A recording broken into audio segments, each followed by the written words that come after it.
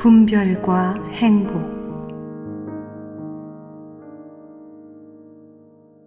소비 사회를 사는 즐거움을 말하자면 무엇보다 선택의 폭이 넓다는 것입니다. 여행지를 선택하거나 상품을 사는 데 있어서 요즘처럼 선택의 여지가 많았던 적은 없었습니다. 그런데 이렇게 어마어마하게 확장된 선택의 폭은 처음에는 행복감을 주지만 자칫하면 오히려 삶을 망칠 수 있습니다. 선택의 역설이지요. 행복에 관한 최근의 여러 책은 이 현상을 주의 깊게 관찰하고 이로 인해 오늘을 사는 사람들이 겪는 커다란 어려움과 불만족의 이유를 설명하곤 합니다. 스위스의 경영 전문가 롤프 도벨리는 자신의 저서 스마트한 생각들에서 현대인들이 과거와 다른 선택의 폭을 지니고 있지만 이것은 꼭 축복만이 아니며 오히려 삶에서 방향을 잃게 하는 큰 이유가 되고 있음을 잘 설명하고 있습니다. 선택의 역설 앞에서 우리가 만나는 어려움은 이중적이라 할 수 있습니다. 먼저 너무 많은 것이 있어 선택 자체가 어렵습니다. 선택한 후에도 그것이 최상의 선택이었는지 확신을 가질 수도 없지요. 그러다 보니 다른 사람이 선택한 것들에 기웃거리며 선망과 질시, 우월감 같은 건강하지 않은 감정에 시달리게 됩니다. 결국 풍요로움 속에서 사람들은 자연스러운 삶의 기쁨보다는 신경증만 얻게 되지요. 선택의 역설에 대해 곰곰이 생각해보면 결국 삶은 본질적인 것에 뿌리내릴 때만 그 외의 다양한 것들을 지혜롭게 선영할 수 있다는 점을 확인하게 됩니다. 소비 사회 속에서 신기루같이 셀 수조차 없는 많고 끊임없이 증식되는 욕망의 대상에 마음을 빼앗겨서는 결코 행복과 기쁨을 얻을 수 없기 때문입니다. 올바른 선택을 하게 하는 분별의 지혜 없이는 행복한 삶을 살 수 없는 것이지요. 사람답게 살아간다는 것은 삶에서 만나는 중요한 선택의 갈림길에서 올바른 판단을 내리고 실행하는 것을 의미합니다. 그 선택이 조금은 소소하다 할 만큼 일상적인 것일 때도 있고 때로는 인생의 흐름을 바꿀 만큼 중요한 것일 때도 있습니다. 이러한 선택들 중에서 특히나 인생 전체에 관하여 의미 있는 것은 우리가 윤리적, 도덕적 선택이라 부르는 선과 악을 분별하는 것입니다. 왜냐하면 윤리적이고 도덕적인 선택은 결국 우리의 인격과 사람됨 전체를 반영하기 때문입니다. 올바른 윤리적 선택을 돕는 원천은 지혜롭게 분별하는 마음입니다. 이것 없이는 부나 성공, 건강 같은 자신에게 유익한 모든 것이 허사일 뿐입니다.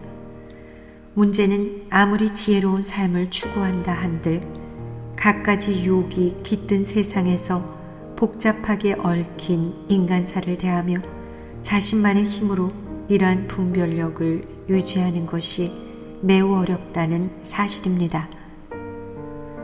분별의 지혜를 애타게 구하는 이 시대에 성서에서 지혜로운 이의 모범으로 삼는 고대 유다의 왕 솔로몬에 대해 한번 주목해 볼 필요가 있습니다.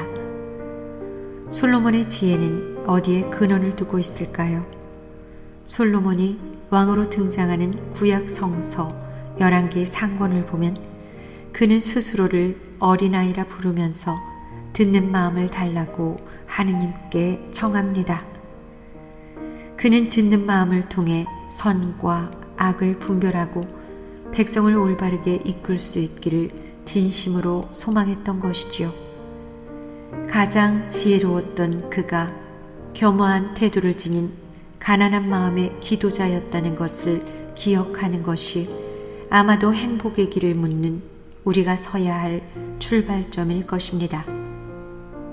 그리고 분별력을 청함에 있어 그가 가장 앞서 듣는 마음을 청한 것을 눈여겨보아야겠지요. 주변의 소리를 겸허하게 듣는 마음이 있는 사람에게만 분별의 지혜는 자라고 보존됩니다. 그리고 솔로몬이 이러한 분별의 지혜를 다른 이들을 위한 선정을 펼치기 위해 청했다는 것도 기억해야 합니다. 겸허한 마음, 듣는 마음, 타인을 돌보는 마음이 있는 사람이어야 진정한 분별의 지혜를 깨칠 수 있는 것이지요.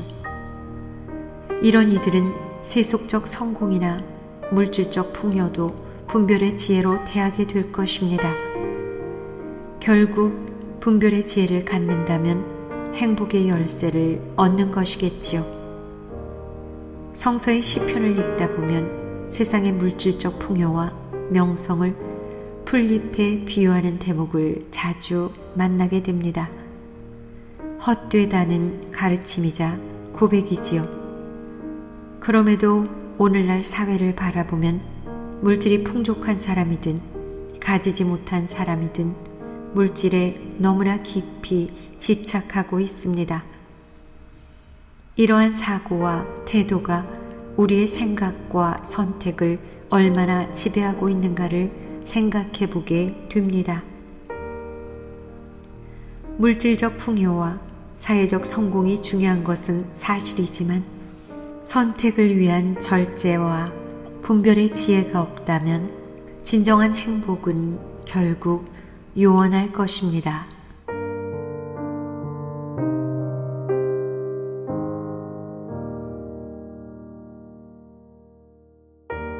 결단하는 삶.